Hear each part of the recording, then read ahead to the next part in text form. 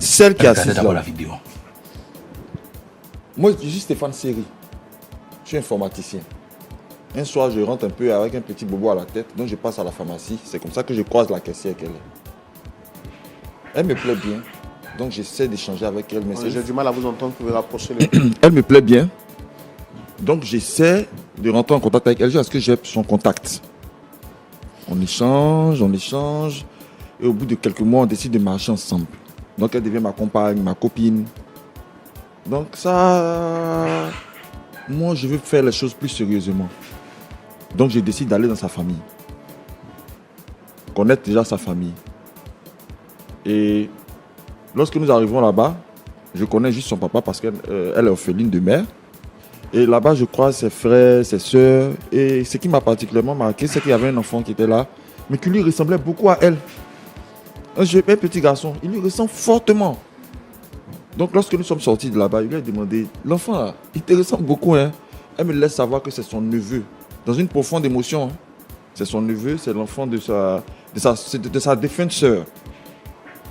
Donc lorsque j'arrive à la maison, je commence à réfléchir parce que je vois que l'enfant suscite beaucoup d'émotions en elle. Juste sa présence. Soit elle est contente ou bien ça peut particulièrement l'attrister, une situation de l'enfant. Quand j'ai vu ça, j'ai dit bon, pourquoi on n'a pas réuni la famille? Et comme j'avais des projets de mariage pour elle, avec son accord, on a entamé les démarches, j'ai fait la dot, de sorte à pouvoir réunir la famille.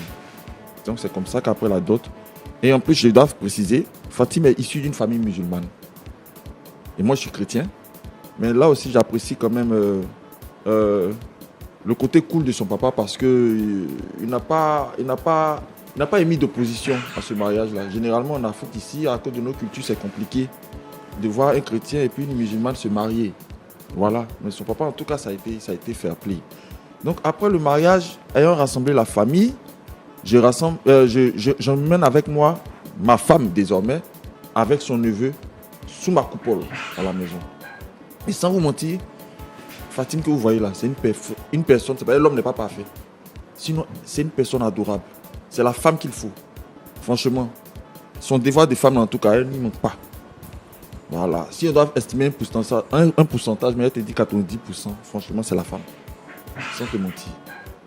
Donc tout allait bien, normalement, dans le foyer. Tout allait bien en tout cas. Ça fait 3 ans maintenant qu'on est ensemble, officiellement bien mariés et tout.